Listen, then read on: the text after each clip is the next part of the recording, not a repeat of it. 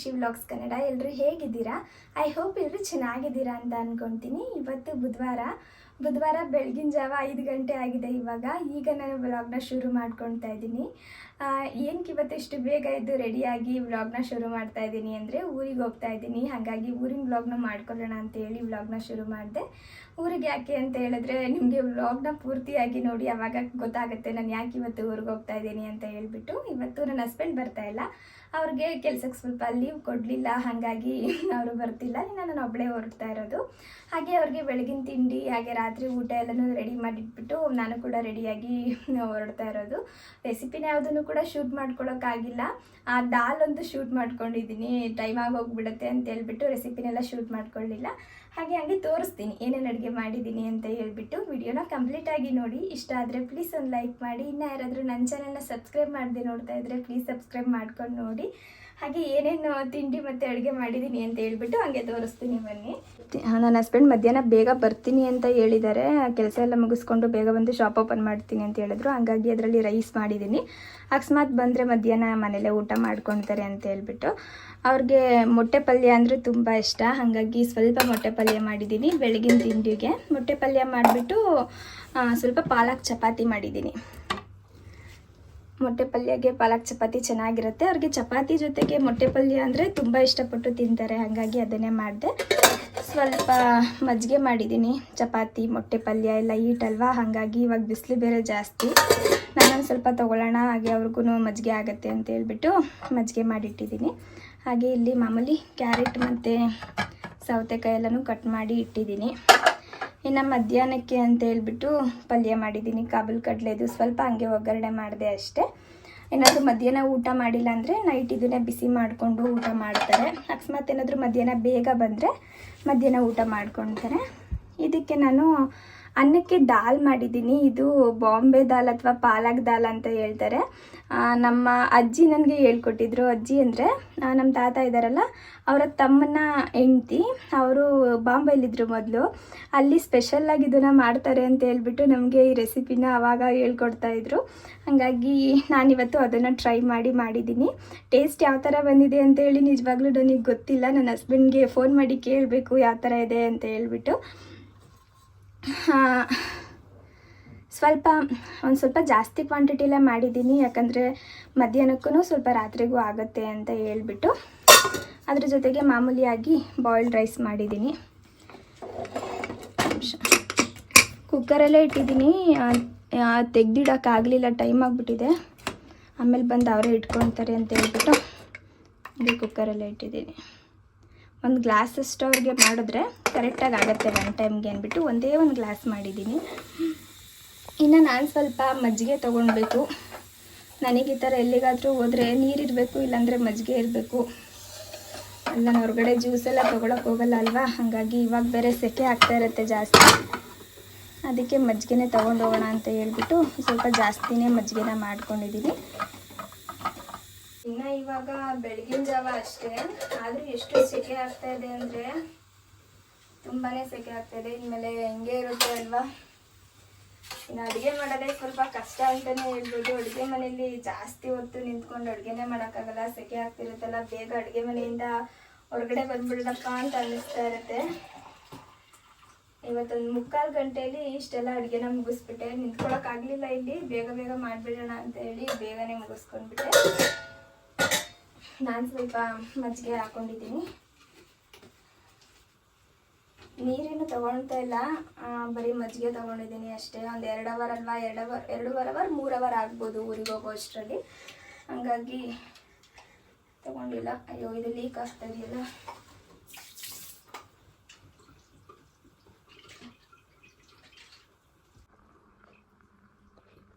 ರಾತ್ರಿ 12:30 ಮಲ್ಕೊಂಡವ್ರೆ, ಕಣ್ಣೆಲ್ಲ ಕೆಂಪಗಾಗ್ಬಿಟ್ಟಿದೆ. ಟೈಮ್ ಆಗುತ್ತೆ ಬೇಗ. ಬೆಳಿಗ್ಗೆ ನಿಧಾನ ಕುಡಿಬೇಕು ನೀರು. ನಾನು ಹೇಳಿದಾಗ ಎಲ್ಲ ಉಲ್ಟಾ ಹೇಳ್ತಾರೆ, ಇವ್ರು ಹೇಳಿದಾಗ ಎಲ್ಲ ಸರಿ ಇರುತ್ತೆ. ಅದು ಇವಾಗ ಅರ್ಜೆಂಟ್ ಏನಕ್ಕೆ ಅಂದರೆ, ನಮ್ಮೂರಿಗೆ ಹೋಗ್ಬೇಕಾದ್ರೆ ಹಿರಿಶವೆಯಿಂದ ಊರಿಗೆ ಒಂದೇ ಒಂದು ಬಸ್ ಬರೋದು, 9 ಗಂಟೆ ಬಸ್ಸು. ಆ ಬಸ್ ಏನಾದರೂ ಮಿಸ್ ಆಗಿಬಿಟ್ರೆ ಇನ್ನು ಬಸ್ಸೇ ಸಿಗಲ್ಲ. ಆಟೋದಲ್ಲಿ ಹೋಗೋಣ ಅಂದರೆ 1 ಅವರ್ ಆಗುತ್ತೆ ಒಂದು ಆಟೋ ಹೊರಡೋ ಅಷ್ಟರಲ್ಲಿ. ಆಟೋ ಮಾಡ್ಕೊಂಡು ಹೋಗಬೇಕು. ಆಟೋ ಮಾಡ್ಕೊಂಡು ಹೋದರೆ 450 ರೂಪಾಯಿ 500 ರೂಪಾಯಿ ಕೇಳ್ತಾರೆ. ಫ್ರೀ ಬಸ್ ಬಿಟ್ಟಿರುವಾಗ ಅಷ್ಟೊಂದು ದುಡ್ಡೆಲ್ಲ ಯಾಕೆ ಕೊಡಬೇಕು? 500 ರೂಪಾಯಿ ಕೊಡ್ತೀರಪ್ಪು? ಆಟೋ ಮಾಡ್ಕೊಂಡು ಹೋಗ್ಬೋದು. ಆರಾಮಾಗಿ ನಡ್ಕೊಂಡು ಹೋಗ್ವಾಕಾಯ್ತದೆ ಅಲ್ಲಿಂದ. ಅಪ್ಪ ಎಷ್ಟು ಕಿಲೋಮೀಟ್ರ್ ಇದೆ ಅಲ್ಲಿಂದ? ಒಂದು 15ರಿಂದ 20 ಇರ್ಬೋದಲ್ವಾ? ಅಷ್ಟೇನಾ? ಇಲ್ಲಿಂದ 400 ಕಿಲೋಮೀಟ್ರ್ ಧರ್ಮಸ್ಥಳಕ್ಕೆ ನಡ್ಕೊಂಡೈತವ್ರೆ. ಅಲ್ಲಿಂದ ಅಲ್ಲಿಗೆ ಹೋಗಕ್ಕೆ ಅದೆಲ್ಲ ಶಕ್ತಿ ಇರುತ್ತೆ ದೇವ್ರದ್ದು.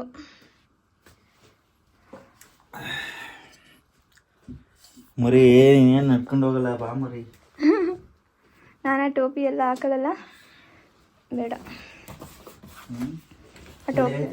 ಸ್ವಲ್ಪ ದೂರ ಬ್ಯಾಗ್ಗಳಿಗೆ ಹಾಕೊಳ್ಳೋದು. ಸೆಕೆ ಆಗ್ತಿದೆ ಅಪ್ಪು. ಆಚೆ ಹೋದ್ರೆ ಚಳಿ ಆಗುತ್ತೆ. ಹಾಕ್ಕೊಡ್ತೀನಿ. ಲೈಟ್ ಆಫ್ ಮಾಡಿಲ್ಲ. ಲೈಟ್ ಅಡುಗೆ ಮನೆದು.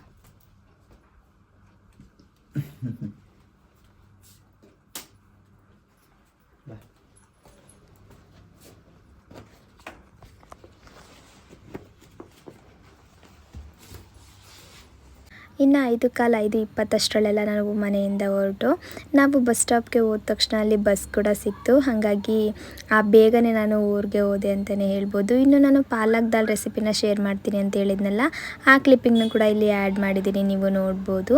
ಇವಾಗ ಒಂದು ಸಣ್ಣದಾಗಿರೋ ಕುಕ್ಕರ್ಗೆ ಒಂದು 3 ಸ್ಪೂನ್ ಆಗುವಷ್ಟು ತೊಗರಿ ಬೇಳೆನ ಸೇರಿಸ್ಕೊಳ್ತಾ ಇದ್ದೀನಿ. ಇದ್ರ ಜೊತೆಗೆ 3 ಸ್ಪೂನ್ ಆಗುವಷ್ಟು ರೆಡ್ ದಾಲ್ ಅಥವಾ ಮಸೂರ್ ದಾಲ್ ಅಂತಾರೆ ನೋಡಿ, ಅದನ್ನು ಸೇರಿಸ್ಕೊಳ್ತಾ ಇದ್ದೀನಿ. ಜೊತೆಗೆ 1 ಸ್ಪೂನ್ ಆಗುವಷ್ಟು ಹೆಸರು ಬೇಳೆನ ಸೇರಿಸ್ಕೊಳ್ತಾ ಇದ್ದೀನಿ. ಈ 3 ಹಾಕಿ ಮಾಡೋದ್ರಿಂದ ಈ ದಾಲ್ ತುಂಬಾ ರುಚಿಯಾಗಿ ಬರುತ್ತೆ. ಹಾಗೆ ಇದಕ್ಕೆ ನಾನು 1 ದೊಡ್ಡ ಈರುಳ್ಳಿನ ಸೇರಿಸ್ಕೊಂಡಿದ್ದೀನಿ. ಹಾಗೆ ಟೊಮೊಟೊ ಕೂಡ ಸೇರಿಸ್ಕೊಳ್ತಿದ್ದೀನಿ. ಟೊಮೊಟೊನ ಒಂದು 2 ತಗೊಂಡ್ರೆ ಸಾಕು. ನಾನು 2 ಟೈಮ್ಗೆ ಮಾಡ್ತಾಯಿದ್ದೀನಿ, ಅಂದರೆ ಇಬ್ಬರು ಊಟ ಮಾಡ್ಬೋದು ಅಂತ ಅಂದ್ಕೊಳ್ಳಿ ಈ ಸಾಂಬಾರು ಕ್ವಾಂಟಿಟಿನ. ಇಷ್ಟನ್ನು ಹಾಕ್ಕೊಂಡು ಇದಕ್ಕೆ ಸ್ವಲ್ಪ ಅರಿಶಿನದ ಪುಡಿ ಹಾಗೆ ಉಪ್ಪನ್ನ ಸೇರಿಸಿ ಬೇಳೆ ಟೊಮೊಟೊ ಎಲ್ಲ ಸಾಫ್ಟ್ ಆಗಬೇಕು, ಅಲ್ಲಿವರೆಗೂ ನಾವು ಬೇಯಿಸ್ಕೊಳ್ಬೇಕಾಗತ್ತೆ. ಕುಕ್ಕರಲ್ಲಿ ಒಂದು 3 ವಿಷಲ್ನ ತೆಗೆಸಿದ್ರೆ ಸಾಕು, ಬೇಳೆ ಬೇಗನೆ ಸಾಫ್ಟಾಗಿ ಹೋಗ್ಬಿಡುತ್ತೆ. ಹಾಗೆ ಬೇಳೆ ಬೇಯೋ ಅಷ್ಟರಲ್ಲಿ ಸಾಂಬಾರಿಗೆ ಒಗ್ಗರಣೆ ಕೂಡ ರೆಡಿ ಮಾಡ್ಕೊಂಡು ಬಿಡೋಣ ಅಂತ ಹೇಳ್ಬಿಟ್ಟು ಒಂದು ಕಡಾಯಿಗೆ ನಾನು 1 ಸ್ಪೂನ್ ಆಗುವಷ್ಟು ಎಣ್ಣೆನ ಸೇರಿಸ್ಕೊಳ್ತಾ ಇದ್ದೀನಿ. ಹಾಗೆ 1 ಟೀ ಸ್ಪೂನ್ ಆಗುವಷ್ಟು ಸಾಸಿವೆ, 1 ಟೀ ಸ್ಪೂನ್ ಆಗುವಷ್ಟು ಜೀರಿಗೆ, ಹಾಗೆ ಒಂದು ಮೆಣಸಿನ್ಕಾಯನ್ನು ಕೂಡ ಕಟ್ ಮಾಡಿ ಸೇರಿಸ್ಕೊಳ್ತಿದ್ದೀನಿ. ಇದ್ರ ಜೊತೆಗೆ ಒಂದು 5ರಿಂದ 6 ಎಲೆಗಳು ಬೆಳ್ಳುಳ್ಳಿ, ಸ್ವಲ್ಪ ಕರ್ಬೇವಿನ ಸೊಪ್ಪನ್ನು ಕೂಡ ಸೇರಿಸ್ಕೊಂಡಿದ್ದೀನಿ. ಬೆಳ್ಳುಳ್ಳಿನ ಸ್ವಲ್ಪ ಜಜ್ಜಿ ಹಾಕ್ಕೊಳ್ಬೇಕು. ಇದ್ರ ಜೊತೆಗೆ ಒಂದು ಈರುಳ್ಳಿನೂ ಕೂಡ ಉದ್ದದಾಗಿ ಕಟ್ ಮಾಡಿ ಸೇರಿಸ್ಕೊಳ್ತಾ ಇದ್ದೀನಿ. ಒಂದು ಸಣ್ಣದಾಗಿರೋ ಈರುಳ್ಳಿನ ತಗೊಂಡ್ರೆ ಸಾಕು. ಇಷ್ಟನ್ನು ಹಾಕಿ ಸ್ವಲ್ಪ ಚೆನ್ನಾಗಿ ಫ್ರೈ ಮಾಡಿಕೊಂಡು ಖಾರಕ್ಕೆ 1 ಸ್ಪೂನ್ ಆಗುವಷ್ಟು ಮೆಣಸಿನ್ಕಾಯಿ ಪುಡಿನ ಸೇರಿಸ್ಕೊಂಡು ಮಿಕ್ಸ್ ಮಾಡಿಕೊಂಡು ಒಂದು ಅರ್ಧ ಕಟ್ಟಷ್ಟು ಪಾಲಕ್ ಸೊಪ್ಪನ್ನ ಸಣ್ಣದಾಗಿ ಕಟ್ ಮಾಡಿ ಸೇರಿಸ್ಕೊಳ್ತಾ ಇದ್ದೀನಿ. ಪಾಲಕ್ ಸೊಪ್ಪನ್ನ ಸ್ವಲ್ಪ ಜಾಸ್ತಿ ಹಾಕೊಂಡ್ರೂ ತುಂಬಾ ಚೆನ್ನಾಗಿರುತ್ತೆ. ಮನೇಲಿ ಒಂದು ಅರ್ಧ ಕಟ್ಟಿತ್ತು ಅಷ್ಟೇ, ಹಾಗಾಗಿ ಅಷ್ಟನ್ನೇ ಹಾಕ್ಕೊಂಡಿದ್ದೀನಿ. ಪಾಲಕ್ ಸೊಪ್ಪೆಲ್ಲ ಹಾಕ್ಕೊಂಡು ಪಾಲಕ್ ಸೊಪ್ಪು ಸ್ವಲ್ಪ ಸಾಫ್ಟ್ ಆಗಬೇಕು, ಅಲ್ಲಿವರೆಗೂ ನಾನು ಬೇಯಿಸ್ಕೊಳ್ತಾ ಇದ್ದೀನಿ. ಇದು ಚೆನ್ನಾಗಿ ಈ ಥರ ಎಣ್ಣೆ ಈರುಳ್ಳಿ ಎಲ್ಲ ನನ್ನ ಜೊತೆಗೆ ಸೇರಿಸಿ ಫ್ರೈ ಮಾಡ್ಕೊಳ್ಳೋದ್ರಿಂದ ತುಂಬಾ ರುಚಿಯಾಗಿ ಬರುತ್ತೆ ಅಂತಲೇ ಹೇಳ್ಬೋದು. ಅಷ್ಟರಲ್ಲಿ ಈ ಕಡೆ ಬೇಳೆ ಕೂಡ ಬೇಯ್ಕೊಂಡು ವಿಜಲ್ ಕೂಡ ತಣ್ಣಗಾಗಿತ್ತು. ನಾನು ಒಂದು ಸೌಟಿಂದನೇ ಸ್ವಲ್ಪ ಚೆನ್ನಾಗಿ ಮಸ್ಕೊಂಡು ಬಿಡ್ತೀನಿ. ಮಿಕ್ಸಿಗೂ ಕೂಡ ಹಾಕೊಳ್ಬೋದು. ಇದನ್ನು ತಣ್ಣಗೆ ಮಾಡಿ ಮಿಕ್ಸಿಗೆ ಹಾಕೊಳ್ಳೋದು ಲೇಟ್ ಆಗುತ್ತೆ ಅಂತ ಹೇಳ್ಬಿಟ್ಟು ಈ ಥರ ಸೌಟಲ್ಲೇ ಮಸ್ಕೊಂಡು ಬಿಡ್ತೀನಿ. ನಾವು ಮಿಕ್ಸಿಗೆ ಹಾಕೊಳ್ಳೋದಕ್ಕಿಂತ ಈ ಥರ ಸೌಟಲ್ಲಿ ಅಥವಾ ಮಸಿಯೋದು ಬರುತ್ತೆ ನೋಡಿ ಕೋಲು, ಅದರಲ್ಲೆಲ್ಲ ಮಸ್ಕೊಂಡ್ರೆ ತುಂಬಾ ರುಚಿಯಾಗಿರುತ್ತೆ ಸಾಂಬಾರು ಅಂತಲೇ ಹೇಳ್ಬೋದು. ನಮ್ಮನೆ ಮಸಿಯೋ ಕೋಲಿಲ್ಲ, ಹಾಗಾಗಿ ನಾನು ಈ ಥರ ಸೌಟಲ್ಲೇ ಮಸ್ಕೊಂಡು ಬಿಡ್ತೀನಿ. ಇವಾಗ ಈ ಬೇಳೆನ ನಾವು ಒಗ್ಗರಣೆ ಮಾಡಿಟ್ಕೊಂಡಿದ್ದೆ ನೋಡಿ ಪಾಲಕ್ ಸೊಪ್ಪು, ಅದಕ್ಕೆ ಸೇರಿಸ್ಕೊಂಡು ಮೀಡಿಯಮ್ ಫ್ಲೇಮಲ್ಲಿ ಒಂದು 5 ನಿಮಿಷ ನಾನು ಕುದಿಸ್ಕೊಳ್ತೀನಿ. ಕುದಿಸ್ಲಿಲ್ಲ ಅಂದರೂ ಕೂಡ ನಡೆಯುತ್ತೆ, ಅದು ಕೂಡ ಚೆನ್ನಾಗೇ ಇರುತ್ತೆ ಟೇಸ್ಟ್. ಆ ಥರ ಕುದಿಸಿ ಇಟ್ಟರೆ ಸ್ವಲ್ಪ ಸಂಜೆವರೆಗೂ ಕೆಟ್ಟೋಗಲ್ಲ. ಇವಾಗ ಬೇಸಿಗೆ ಅಲ್ವಾ, ಹಾಗಾಗಿ ಬೇಗ ಹಾಳಾಗಲ್ಲ ಸಾಂಬಾರು ಅಂತ ಹೇಳ್ಬಿಟ್ಟು ಇನ್ನೊಂದ್ಸಲ ಕುದಿಸ್ಕೊಂಡೆ ಅಷ್ಟೇ. ಕೊನೆಯಲ್ಲಿ ಒಗ್ಗರಣೆ ಕೂಡ ಮಾಡ್ಕೊಳ್ಬೋದು. ಎಣ್ಣೆ ಜಾಸ್ತಿ ಆಗುತ್ತೆ ಅಂತೇಳಿ ನಾನು ಒಗ್ಗರಣೆ ಏನೂ ಮಾಡೋಕ್ಕೆ ಹೋಗಲಿಲ್ಲ. ಇವಾಗ ನೀವು ನೋಡ್ತಿರ್ಬೋದು ಎಷ್ಟು ಚೆನ್ನಾಗಿ ಪಾಲಕ್ ದಾಲ್ ರೆಡಿ ಆಯಿತು ಅಂತ. ಕೊನೆಯಲ್ಲಿ ಸ್ವಲ್ಪ ಕೊತ್ತಂಬರಿ ಸೊಪ್ಪು ಹಾಕ್ಕೊಂಡ್ಬಿಟ್ರೆ ಅನ್ನಕ್ಕೆ ತುಂಬಾ ರುಚಿಯಾಗಿರೋ ಪಾಲಕ್ ದಾಲ್ ರೆಡಿಯಾಗಿ ಹೋಗ್ಬಿಡುತ್ತೆ. ಸ್ವಲ್ಪ ಇದ್ರ ಜೊತೆಗೆ ಹಪ್ಪಳ ಇದ್ರೆ ಅಂತೂ ಇನ್ನೂ ಚೆನ್ನಾಗಿರುತ್ತೆ ಅಂತಲೇ ಹೇಳ್ಬೋದು. ಇನ್ನು ನಾನು ಊರಿಗೆ ರೀಚ್ ಆಗೋ ಅಷ್ಟರಲ್ಲಿ ಒಂದು 8:30 8:45 ಆಗಿತ್ತು. ಅಲ್ಲಿಂದ ನಮ್ಮ ಚಿಕ್ಕಪ್ಪ ಬಂದು ನನ್ನನ್ನು ಅವ್ರ ಊರಿಗೆ ಕರ್ಕೊಂಡು ಹೋಗ್ತಾ ಇದ್ದಾರೆ. ಇಲ್ಲಿಂದ ನಾನು ಹಿರಿಶೇವೆಗೆ ಹೋಗಿ ಅಲ್ಲಿ ಇಳ್ಕೊಂಡು ಅಲ್ಲಿ ಇನ್ನೊಂದು ಬಸ್ನ ಕ್ಯಾಚ್ ಮಾಡಿ ಅಲ್ಲಿಂದ ನಾವು ನಮ್ಮ ಚಿಕ್ಕಪ್ಪರ ಊರಿಗೆ ಹೋಗಬೇಕು. ಅವ್ರವ್ರಿಗೂ ಕೂಡ ಯಾವುದೇ ಥರ ಬಸ್ ಇರ್ಬೋದು, ಆಟೋ ಇರ್ಬೋದು ಎಲ್ಲ ಓಡಾಡಲ್ಲ. ಹಾಗಾಗಿ ನಮ್ಮ ಚಿಕ್ಕಪ್ಪನೇ ಬಂದು ಕರ್ಕೊಂಡು ಹೋಗ್ತಾರೆ. ಹಳ್ಳೀಲಿ ಸಾಮಾನ್ಯವಾಗಿ ಬಸ್ಸು ಆಟೋ ಎಲ್ಲ ಇತ್ತೀಚೆಗೆ ಕಡಿಮೆ ಆಗಿಬಿಟ್ಟಿದೆ ಅಂತಲೇ ಹೇಳ್ಬೋದು ಕೊರೋನಾ ಬಂದ ಮೇಲೆ. ನಿನ್ನೆ ಎಲ್ಲ ಫ್ರೆಂಡ್ಸ್ ಜೊತೆ ನಾವು ಮಾತಾಡ್ಕೊಂಡು ಕೂತ್ಕೊಂಡು ಇವಾಗ ಎಲ್ಲನೂ ಬರೆಸ್ತಾ ಇರೋದು. ಅಯ್ಯೋ ದೇವ, ಎಷ್ಟು ಚೆನ್ನಾಗಿದೆಯಾ ನಮ್ಮ ಚಿಕ್ಕ ಎಷ್ಟು ಚೆನ್ನಾಗಿ ಕಾಣಿಸ್ತಾವ್ರೆ ನೋಡಿ, ಹೊಳಿತಾವ್ರಿ ಹಂಗೆ. ಅವ್ರು ಬಂದವ್ರು ಇದನ್ನೆಲ್ಲ ಏನು ನೋಡಲ್ಲ ಬಿಡ್ರಿ.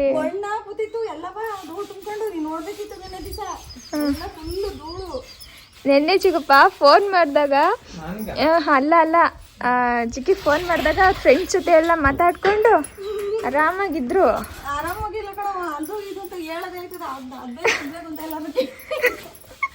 ಯಾರನ್ನ ಕೇಳ್ಕೊಂಡು ಇವಾಗೆಲ್ಲ ಮಾಡ್ತವ್ರೆ.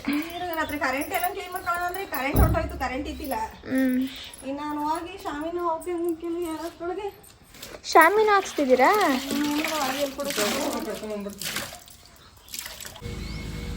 ಇದು ನಮ್ಮ ಚಿಕ್ಕಿ ಊರು. ಇವಾಗ ಬೇಸಿಗೆ ಅಲ್ವಾ, ಅದಕ್ಕೆ ಫುಲ್ ಖಾಲಿ ಒಂಥರ ಒಣಗೋಗಿರೋ ಥರ ಕಾಣಿಸ್ತಿದೆ. ಮಳೆಗಾಲದಲ್ಲಿ ಬಂದರೆ ಚೆನ್ನಾಗಿರುತ್ತೆ. ಇಲ್ಲೆಲ್ಲ ಏನೇನೋ ಹಾಕಿರ್ತಾರೆ, ರಾಗಿ ಎಲ್ಲ ಹಾಕಿರ್ತಾರೆ. ಇನ್ನು ಪೇಂಟ್ ಏನೂ ಮಾಡಿಸಿಲ್ಲ, ರೀಸೆಂಟಾಗಿ ಮನೆನ ಕಟ್ಸಿರೋದು. ಒಂದು 3-4 ತಿಂಗಳಾಯಿತು ಅಷ್ಟೇ. ಇವಾಗ ಚೆನ್ನಾಗಿ ಕಾಣಿಸ್ತಾ ಇದೆ ಒಂಥರ. ಮೊದಲು ಹಿಂದೆ ಇತ್ತು ಮನೆ, ಇಲ್ಲಿ ಈ ಕಡೆ ಎಲ್ಲ ಒಡೆದೋಗ್ಬಿಟ್ಟಿದೆಯಲ್ಲ. ನಾವು ಚಿಕ್ಕವರಿರುವಾಗ ಇಲ್ಲಿ ಬಂದು ಅಲ್ಲಿ ಆ ಮನೆ ಕಾಣಿಸ್ತಾ ಇದೆ ನೋಡಿ, ಮಣ್ಣಿನ ಮನೆ. ಅದನ್ನು ನಾವೇ ಕಟ್ಟಿದ್ದು. ನಾವು ನಮ್ಮ ಚಿಕ್ಕಪ್ಪ ಎಲ್ಲ ಸೇರಿಕೊಂಡು ನೀರೆಲ್ಲ ನೆಲ್ಲೆಲ್ಲ ತೊಗೊಂಡು ಬಂದು ಕಟ್ಟಿದ್ದು. ಆ ಮನೇಲಿರೋ ಖುಷಿ ಮತ್ತೆ ನಮಗೆ ಸಿಗಲ್ಲ ಅಲ್ವಾ ಚಿಕ್ಕಿ? ಮನೇಲಿ ಇದ್ದಷ್ಟು ಮಂದಿ ಯಾರಿಗೂ ಸಿಕ್ಕಿಲ್ಲ, ಇನ್ನೂವರೆಗೂ ನಂಬಿನೇ ಕಂಡಿಲ್ಲ ನಾನು. ಅವಾಗ ಎಷ್ಟು ಖುಷಿ ಗೊತ್ತಾ, ನಮಗೆ ರಜೆ ಸಿಕ್ಕಿದ್ರೆ ನಮ್ಮ ಚಿಕ್ಕಪ್ಪ ಒಂದು ಸೈಕಲ್ ತೊಗೊಂಡು ಬಂದ್ಬಿಡೋರು ಕರ್ಕೊಂಡು ಬಂದ್ಬಿಡೋಕ್ಕೆ. ನಾನು ನಮ್ಮ ಚಿಕ್ಕಿ ಇದೇ ಥರ ಜೊತೆಗೇನಾದರೂ ಸಿಕ್ಬಿಟ್ರೆ ಬರೀ ಮಾತಾಡ್ತಾನೇ ಇರ್ತೀವಿ. ನಾನು ಸ್ವಲ್ಪ ಹೊತ್ತು ರೆಸ್ಟ್ ಮಾಡಿ ಡ್ರೆಸ್ ಎಲ್ಲ ಚೇಂಜ್ ಮಾಡಿ ಅಡುಗೆ ಮನೆಯೆಲ್ಲ ಕ್ಲೀನ್ ಮಾಡ್ಕೊತಾ ಇದ್ದೆ. ನಮ್ಮ ಚಿಕ್ಕಿ ಹೊರಗಡೆ ಕೆಲಸ ಎಲ್ಲ ನೋಡ್ಕೊತಾ ಇದ್ರು. ಇನ್ನು ನಾನು ನಮ್ಮ ಕವನ ಅವಳು ರೂಮು ಹಾಲೆಲ್ಲ ಕ್ಲೀನ್ ಮಾಡ್ತಾಯಿದ್ಲು. ಇನ್ನು ನಾನು ಕಿಚನೆಲ್ಲ ಕ್ಲೀನ್ ಮಾಡ್ಕೊತಾ ಇದ್ದೆ. ನಾವು ಈ ಥರ ಏನಾದರೂ ಫಂಕ್ಷನ್ ಇದ್ದರೆ ಎಲ್ಲರೂ ಒಟ್ಟಿಗೆ ಸೇರಿ ಎಲ್ಲ ಕೆಲಸನೂ ಬೇಗನೆ ಮುಗಿಸ್ಕೊಂಡು ಬಿಡ್ತೀವಿ. ನಾನು ಕೆಲಸ ಮಾಡಬಾರ್ದು, ನೀನು ಕೆಲಸ ಮಾಡು ಆ ಥರ ಎಲ್ಲ ಏನಿಲ್ಲ. ನಮ್ಮಮ್ಮನ ಮನೆಗೆ ಬಂದರೂ ಅಷ್ಟೇ, ನಮ್ಮ ಚಿಕ್ಕಿ ಮನೆಗೆ ಬಂದರೂ ಅಷ್ಟೇ, ಎಲ್ಲರೂ ಸೇರಿಕೊಂಡು ಕೆಲಸನ ಮುಗಿಸ್ಬಿಡ್ತೀವಿ. ಒಬ್ಬರೇ ಕೆಲಸ ಮಾಡೋದಕ್ಕಿಂತ ಎಲ್ಲರೂ ಜೊತೆಗೆ ಸೇರಿ ಕೆಲಸ ಮಾಡಿದ್ರೆ ಬೇಗನೆ ಮುಗ್ದೋಗ್ಬಿಡುತ್ತೆ ಅಂತಲೇ ಹೇಳ್ಬೋದು. ಇನ್ನು ನಮ್ಮ ಕವನವರ ಅಜ್ಜಿ ನಾವು ಬಂದಿದ್ವಲ್ಲ ಅಂತ ಅಂದ್ಬಿಟ್ಟು ಎಳ್ನೀರು ಸೀಬೆಹಣ್ಣು ಎಲ್ಲ ತಂದುಕೊಟ್ರು. ಅವರು ತೆಂಗಿನಕಾಯಿ ಕೆಡಗಿಸ್ತಿದ್ರಂತೆ, ಹಾಗಾಗಿ ಸ್ವಲ್ಪ ಎಳ್ನೀರನ್ನು ಕೆಡಿಸ್ಕೊಂಡು ಬಂದು ಕೊಟ್ಟರು. ನನಗೆ ಎಳ್ನೀರು ಇಷ್ಟ ಅಂತ ಎಲ್ಲರಿಗೂ ಗೊತ್ತು ಮಾಮೂಲಿಯಾಗಿ. ಇನ್ನು ಎಲ್ಲ ಕೆಲಸ ಮುಗಿಸಿದಾದ್ಮೇಲೆ ನಾಳೆಗೆ ಅಡುಗೆ ಮಾಡ್ಸೋಕ್ಕೆ ಸ್ವಲ್ಪ ಐಟಮ್ಸ್ನೆಲ್ಲ ಲೀಸ್ಟ್ ಮಾಡಬೇಕಿತ್ತು. ಅದನ್ನು ನಾನು ನಮ್ಮ ಚಿಕ್ಕಪ್ಪ ಕೂತ್ಕೊಂಡು ಮಾಡ್ತಾಯಿದ್ದು. ಎಲ್ಲನೂ ಒಂದು ಶೀಟಲ್ಲಿ ಬರ್ಕೊಟ್ಬಿಟ್ರೆ ಅಲ್ಲೋಗಿ ತರುವಾಗ ಮರೆಯಲ್ಲ ಅಂತ ಹೇಳ್ಬಿಟ್ಟು ಮಾಡ್ಕೊತಿದ್ದು. ನಮ್ಮ ಅಜ್ಜಿ ತಂಗಿ ಕೂಡ ಬಂದಿದ್ದರು. ಅವರು ಒಳಗಡೆ ಕೆಲಸ ಎಲ್ಲ ಮುಗಿಸ್ಕೊಳ್ತಾ ಇದ್ರು. ನಾವು ಕೆಲಸ ಮಾಡ್ತಾ ಅಡುಗೆ ಮಾಡೋದನ್ನೇ ಮರೆತುಬಿಟ್ಟಿದ್ದು. ಸುಮಾರು 4 ಗಂಟೆ ಆಗಿತ್ತು. ಆವಾಗ ಹಶ್ವಾಗ್ತಾ ಇತ್ತಲ್ಲ ಅಂತ ಹೇಳ್ಬಿಟ್ಟು ನಾನು ನಮ್ಮ ಚಿಕ್ಕಿ ಎಲ್ಲ ಸೇರಿಕೊಂಡು ಅಡುಗೆ ಮಾಡ್ತಾಯಿದ್ದೀವಿ. ಈ ಥರ ಊರಿಗೆಲ್ಲ ಹೋಗ್ಬಿಟ್ರೆ ಸಾಮಾನ್ಯವಾಗಿ ಅಡುಗೆ ಕೆಲಸ ಎಲ್ಲ ನಾನೇ ಮಾಡ್ಕೊಂಡು ಬಿಡ್ತೀನಿ. ಮಿಕ್ಕಿದ ಕೆಲಸ ಎಲ್ಲ ಬೇರೆಯವರೆಲ್ಲ ಮಾಡ್ಕೊತಾರೆ. ಇನ್ನು ಬೇಗ ಆಗೋ ಥರ ಸಾಂಬಾರನ್ನ ಮಾಡ್ಕೊಂಡ್ಬಿಡೋಣ ಅಂತೇಳಿ ಮಾಡ್ಕೊತಾ ಇದ್ದೆ. ನಮ್ಮವ್ವ ಊರಿಂದ ಬರಬೇಕಾದ್ರೇ ಸ್ವಲ್ಪ ಅವರೆಕಾಳನ್ನ ಚಿಲ್ಕಿಸ್ಬಿಟ್ಟು ತಗೊಂಡು ಬಂದಿದ್ರು. ಅದನ್ನೇ ಹಾಕಿ ಚಿಲ್ಕವ್ರೆ ಸಾಂಬಾರು ಥರ ಮಾಡ್ಕೊತಾ ಇದ್ದೀನಿ. ನಾವು ಅಪರೂಪಕ್ಕೊಂದ್ಸಲ ಅಲ್ವಾ ಊರಿಗೆ ಹೋಗೋದು, ಹಾಗಾಗಿ ನಮ್ಮ ಚಿಕ್ಕಿ ಗ್ರಾಸರೀಸ್ನೆಲ್ಲ ತಂದು ಇಟ್ಬಿಟ್ಟು ಹೋಗಲ್ಲ. ಯಾಕಂದರೆ ತುಂಬ ದಿನ ಆದಮೇಲೆ ಅದು ಹಾಳಾಗೋಗ್ಬಿಡುತ್ತೆ, ಸುಮ್ಮನೆ ವೇಸ್ಟ್ ಆಗುತ್ತೆ ಅಂತ ಹೇಳ್ಬಿಟ್ಟು ನಾವು ಬರುವಾಗಲೇ ಎಲ್ಲನೂ ಪ್ಯಾಕ್ ಮಾಡಿಕೊಂಡು ತೊಗೊಂಡು ಬಂದುಬಿಡ್ತೀವಿ, ಎಷ್ಟು ಬೇಕೋ ಅಷ್ಟು. ಹಂಗೆ ಈ ಸಲ ಅವ್ವ ಬಂದಿದ್ರಲ್ಲ, ಅವರು ಅಷ್ಟೇ ಏನಾದರೂ ಈ ಥರ ಬರಬೇಕಂದ್ರೆ ಬರೀ ಕೈಲಂತೂ ಬಂದಿರೋದನ್ನ ನಾವು ನೋಡೇ ಇಲ್ಲ, ಏನಾದರೂ ಒಂದು ತೊಗೊಂಡು ಬರ್ತಾ ಇರ್ತಾರೆ. ಇನ್ನು ನಾವು ಕೆಲಸ ಮಾಡ್ತಾ ಇದ್ವಲ್ಲ, ಕಡಲೆಪುರಿ ಎಲ್ಲನೂ ಹಾಕ್ಕೊಡ್ತಾಯಿದ್ರು. ತಿನ್ಕೊಂಡು ಕೆಲಸ ಮಾಡಿ ಯಾವಾಗ ಕೆಲಸ ಮಾಡೋದು ಗೊತ್ತಾಗಲ್ಲ, ಸುಸ್ತಾಗ್ಬಿಡ್ತೀರಾ ಅಂತ ಹೇಳ್ಬಿಟ್ಟು.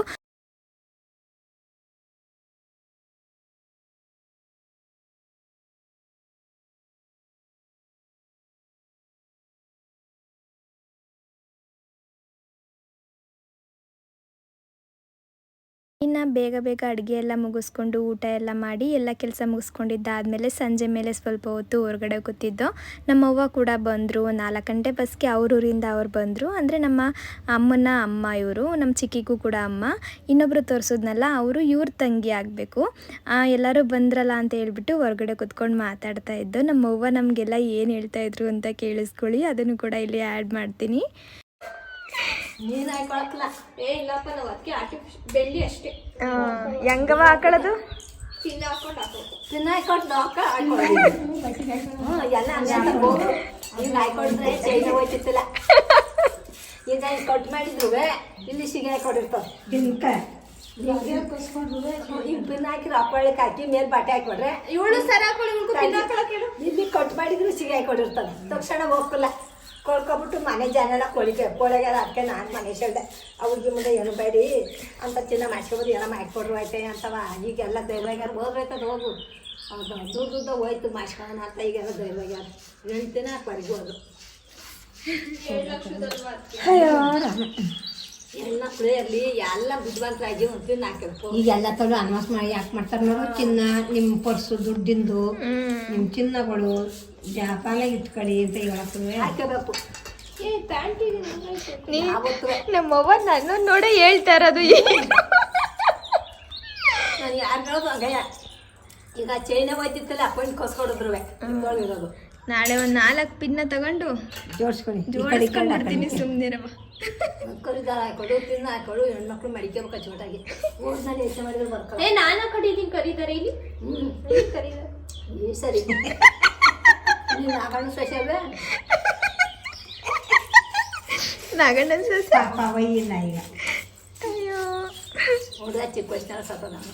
ನಮ್ಮವ್ವ ನಮಗೆ ಯಾವಾಗಲೂ ಹಿಂಗೆ ಹೇಳೋದು, ಯಾವುದಾದ್ರೂ ಒಂದು ಸ್ಟೋರಿನ ಹೇಳ್ಬಿಟ್ಟು ಅಲ್ಲಿ ಹಂಗಾಯ್ತು ಇಲ್ಲಿ ಹಿಂಗಾಯ್ತು ನೀವೆಲ್ಲ ಹುಷಾರಾಗಿರಿ ಅಂತೆಲ್ಲ ಹೇಳ್ತಾ ಇರ್ತಾರೆ. ಇವತ್ತು ಒಡವೆ ವಿಷಯನಾಗ ಮಾತಾಡ್ತಾಯಿದ್ರು. ಪಿನ್ನ ಎಲ್ಲ ಹಾಕೊಳ್ಬೇಕು ನೀವು, ಜವಾಬ್ದಾರಿ ಇಲ್ಲ ನಿಮಗೆ ಅಂತ ಹೇಳಿ.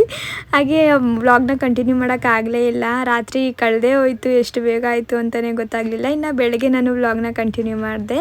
ನಮ್ಮ ಚಿಕ್ಕಿ ಬೆಳಗ್ಗೆ ಬೇಗನೆ ಎದ್ದು ನಮಗೆ ನೀರೆಲ್ಲ ನಾನು ಕಾಯಿಸ್ಬಿಡೋಣ ಅಂತ ಹೇಳಿ ನೀರು ಕಾಯಿಸ್ತಾಯಿದ್ರು. ಅಂಡೆ ಒಲೆಯಲ್ಲೇ ನಾವು ಊರಿಗೆ ಹೋದರೆ ಸ್ನಾನ ಮಾಡೋದು. ಅಂಡೆ ಒಲೆಯಲ್ಲಿ ಸ್ನಾನ ಮಾಡೋದೇ ಒಂಥರ ಖುಷಿ.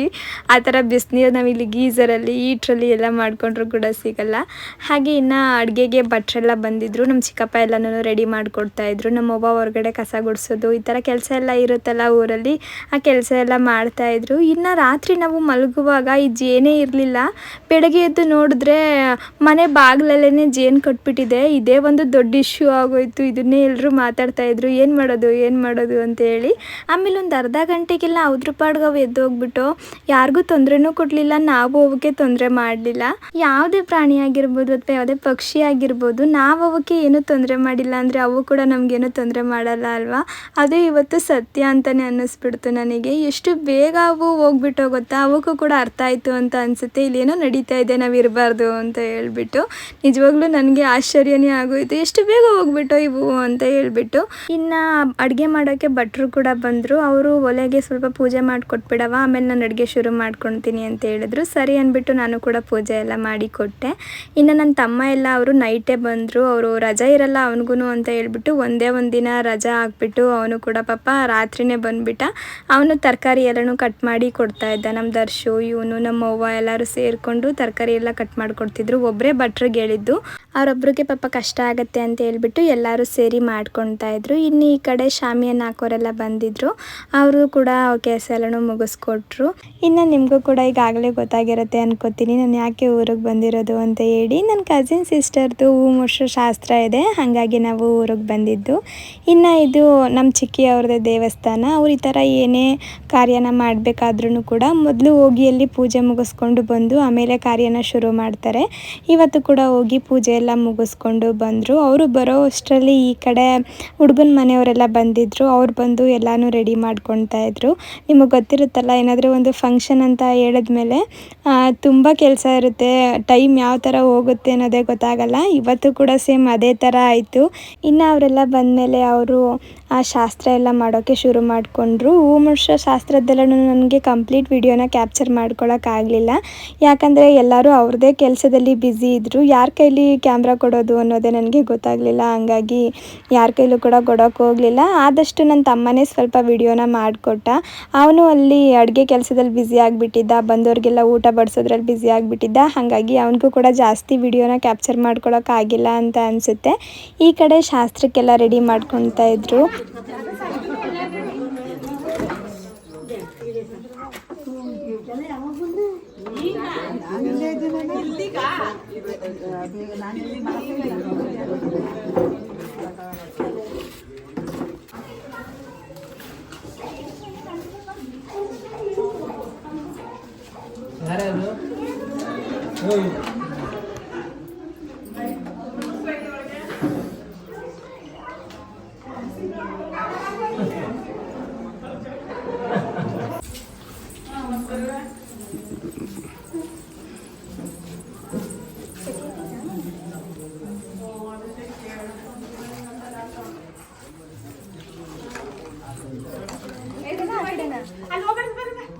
ಆ ಕಡೆ ಸೈಡು,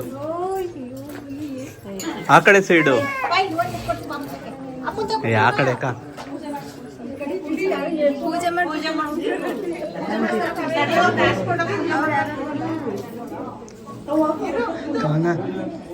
ಸ್ಮೈಲ್ ಪ್ಲೀಸ್.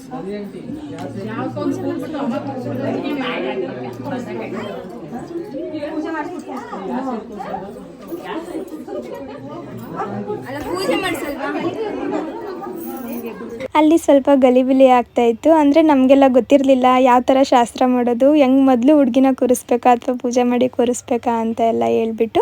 ಹಾಗಾಗಿ ಅವರು ಹುಡುಗರ ಕಡೆಯವರೇ ಸ್ವಲ್ಪ ಹೇಳ್ತಾಯಿದ್ರು, ಮೊದಲು ಪೂಜೆ ಎಲ್ಲ ಮುಗಿಸಿ ಆಮೇಲೆ ಹುಡುಗಿನ ಕೂರಿಸಿ ಅಂತ ಹೇಳ್ಬಿಟ್ಟು.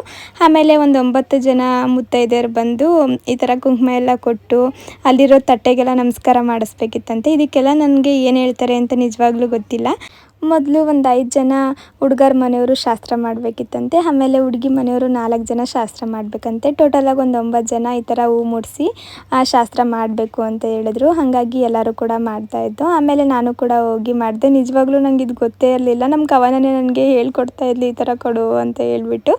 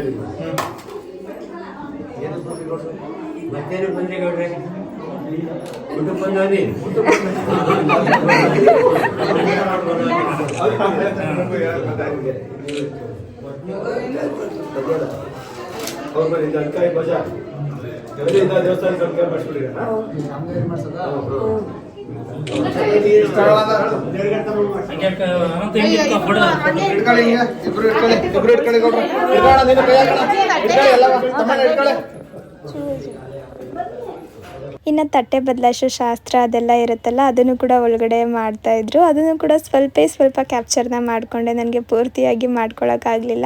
ಆ ಶಾಸ್ತ್ರ ಎಲ್ಲ ಎಷ್ಟು ಚೆನ್ನಾಗಿರುತ್ತಲ್ವ, ಮಾತುಕತೆ ಎಲ್ಲ ನನಗಂತೂ ನಿಜವಾಗ್ಲೂ ತುಂಬಾ ಖುಷಿ ಆಯಿತು ಅಂತಲೇ ಹೇಳ್ಬೋದು. ಇನ್ನು ಊಟಕ್ಕೂ ಕೂಡ ಕೊಟ್ಬಿಡೋಣ ಅಂತೇಳಿ ಈ ಕಡೆ ಊಟ ಕೂಡ ಮುಗಿಸ್ಕೊಳ್ತಾ ಇದ್ರು. ಆ ಕಡೆ ಫೋಟೋ ತೆಗೆಸ್ಕೊಂಡು ಈ ಕಡೆ ಬಂದು ಊಟನೂ ಎಲ್ಲನೂ ಮುಗಿಸ್ಕೊಂಡು ಅವರು ಕೂಡ ಹೊರಟರು.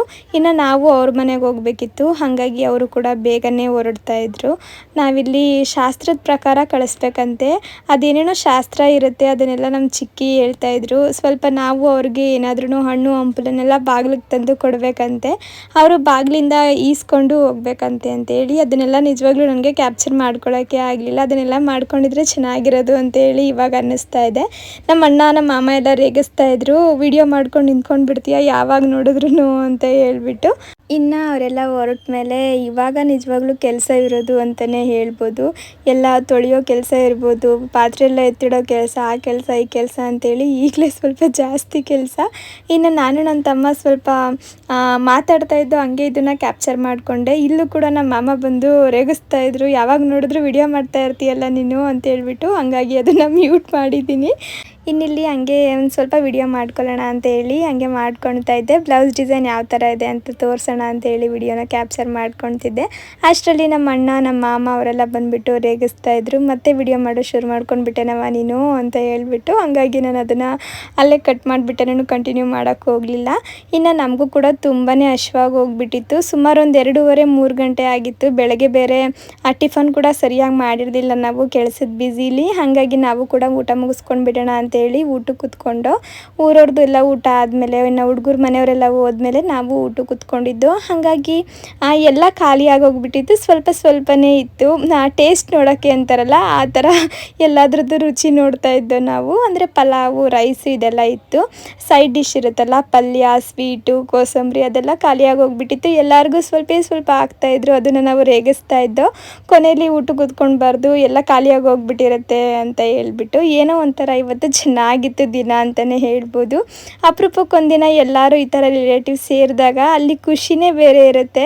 ಇನ್ನು ಊಟ ಎಲ್ಲ ಮುಗಿಸ್ಕೊಂಡು ನಾವು ಕೂಡ ಫ್ರೆಶ್ ಅಪ್ ಆಗಿ ಹುಡುಗರ ಮನೆಗೆ ಹೋಗಬೇಕು ಅಂತೇಳಿ ಹೊರಡ್ತಾ ಇದ್ದೀವಿ. ಅಲ್ಲಿ ದೀಪಶಾಸ್ತ್ರ ಮಾಡಬೇಕಂತೆ. ಎಲ್ಲನೂ ನಾವು ಊರಲ್ಲೇ ಮಾಡ್ತಾ ಇರೋದ್ರಿಂದ ಮತ್ತೆ ಇನ್ನೊಂದು ದಿನ ಬಂದು ದೀಪಶಾಸ್ತ್ರಕ್ಕೆ ಅಂತಲೇ ಹೋಗೋಕ್ಕಾಗಲ್ಲ ಅಂತ ಹೇಳ್ಬಿಟ್ಟು ಇವತ್ತಿನ ದಿನವೇ ಆ ಕೆಲಸನೂ ಮುಗಿಸ್ಬಿಡೋಣ ಅಂತ ಹೇಳಿ ಅವ್ರ ಮನೆಗೆ ಹೊರಟು. ನಾವು ಅರ್ಜೆಂಟಿಗೆ ಹಂಗೆ ಬಿಟ್ಕೊಂಡಿದ್ದ ಲೇಟಾಗಿ ಬರ್ತೀರಾ ಅನ್ಕೊಂಡ್ವಿ. ನಾವು 6 ಗಂಟೆ ಬರ್ತೀವಿ. ಇವಾಗ ಬೆಂಗಳೂರಿಗೆ ಹೊರಡ್ಬೇಕಲ್ಲ, ಅದಕ್ಕೆ ಬೇಗ ಬಂದ್ಬಿಟ್ಟು ಹಿಂಗೆ ಹೋಗಿ ಹಿಂಗೆ ಬರೋಣ ಅಂತ. ಗ್ಯಾಸ್ ಇಲ್ಲ ಗ್ಯಾಸು ಇದರಲ್ಲಿಲ್ಲ, ಸಿಲಿಂಡರ್ ಬಿಚ್ಕೊಂಡು ಹೋಗೋರೆ. ನಿಮ್ಮ ಅಮ್ಮ ತಂದಿರ್ಬೇಕಂತೆ. ಇಲ್ಲಿ ಇದ್ರಲ್ಲ ಅದನ್ನ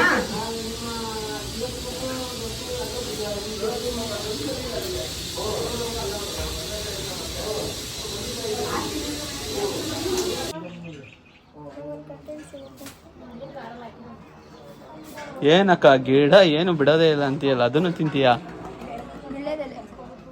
ಇಳೆದೆಲೆ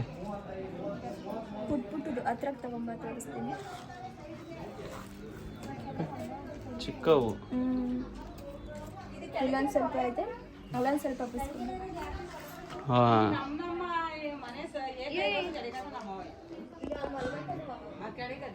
ಇನ್ನು ಹುಡುಗವ್ರ ಮನೇಲೂ ಕೂಡ ಅವರು ಬೆಂಗಳೂರಲ್ಲೇ ಇರೋದ್ರಿಂದ ಅವರು ಪಾಪ ಬಂದು ಅರ್ಜೆಂಟಲ್ಲಿ ಎಲ್ಲ ಕೆಲಸನೂ ಮುಗಿಸ್ಕೊಂಡಿದ್ರು. ಅದನ್ನೇ ಅವರು ಕೂಡ ಮಾತಾಡ್ತಾಯಿದ್ರು, ಎಲ್ಲನೂ ಹಂಗಂಗೆ ಬಿಟ್ಟು ಬಂದುಬಿಟ್ಟಿದ್ದೋ ಅಂತ ಹೇಳ್ಬಿಟ್ಟು. ನಾವು ಅಲ್ಲಿ ದೀಪಶಾಸ್ತ್ರ ಎಲ್ಲ ಮುಗಿಸಿ ಊಟ ಎಲ್ಲ ಮುಗಿಸ್ಕೊಂಡು ಮನೆಗೆ ಬಂದು ಇನ್ನು ಬೆಂಗಳೂರಿಗೆ ಹೊರಡೋಣ ಅಂತ ಹೇಳ್ಬಿಟ್ಟು ನಾನು ಲಗೇಜ್ ಎಲ್ಲ ಪ್ಯಾಕ್ ಮಾಡ್ಕೊಳ್ತಾ ಇದ್ದೀನಿ. ನಮ್ಮ ಚಿಕ್ಕಿ ಅಡುಗೆಗೆ ಎಲ್ಲನೂ ತರಿಸಿದ್ರಲ್ಲ ಗ್ರಾಸರೀಸ್, ಅದರಲ್ಲೆಲ್ಲ ಮಿಕ್ಕಿರೋದನ್ನೆಲ್ಲ ನನಗೆ ಪ್ಯಾಕ್ ಮಾಡಿ ಕಳಿಸ್ತಾ ಇದ್ದಾರೆ. ಈರುಳ್ಳಿನೂ ಬಿಟ್ಟಿರಲಿಲ್ಲ, ಎಲ್ಲನೂ ಪ್ಯಾಕ್ ಮಾಡ್ತಾಯಿದ್ರು. ಈ ಥರ ಹೆಣ್ಮಕ್ಳು ಊರಿಗೆ ಹೋದರೆ ಎಲ್ಲರ ಮನೇಲೂ ಇದೇ ಥರ ಅಲ್ವಾ, ಎಲ್ಲನೂ ಪ್ಯಾಕ್ ಮಾಡಿ ಕೊಟ್ಟು ಕಳಿಸ್ತಾರೆ. ನನಗೆ ನಮ್ಮ ಚಿಕ್ಕಿ ಒಂದು ಟವಲ್ನ ತಲೆ ಮೇಲೆ ಒದಿಸಿ ಕಳಿಸ್ತಾ ಇದ್ರು, ರಾತ್ರಿ ಹೋಗ್ತಿದ್ದೀರಾ ಹುಷಾರಾಗಿ ಹೋಗಿ ಜೋಪಾನ ಅಂತ ಹೇಳ್ಬಿಟ್ಟು. ಇನ್ನು ಮಾಮೂಲಿಯಾಗಿ ನಾನು ಕೂಡ ಬೇಜಾರಿಂದನೇ ಬೆಂಗಳೂರಿಗೆ ಹೊರಡ್ತಾ ಇದ್ದೀನಿ. ಹಾಗೆ ಈ ವ್ಲಾಗ್ನು ಕೂಡ ಇವಾಗ ಎಂಡ್ ಮಾಡ್ತೀನಿ. ವ್ಲಾಗ್ ಇಷ್ಟ ಆಗಿದ್ರೆ ಪ್ಲೀಸ್ ಒಂದು ಲೈಕ್ ಮಾಡಿ. ಇನ್ನು ಯಾರಾದರೂ ನನ್ನ ಚಾನಲ್ನ ಸಬ್ಸ್ಕ್ರೈಬ್ ಮಾಡದೆ ನೋಡ್ತಾ ಇದ್ದರೆ ಸಬ್ಸ್ಕ್ರೈಬ್ ಮಾಡ್ಕೊಂಡು ನೋಡಿ. ನೆಕ್ಸ್ಟ್ ವಿಡಿಯೋದೊಂದಿಗೆ ಸಿಗ್ತೀನಿ. ಅಲ್ಲಿವರೆಗೂ ಟೇಕ್ ಕೇರ್, ಬಾಯ್.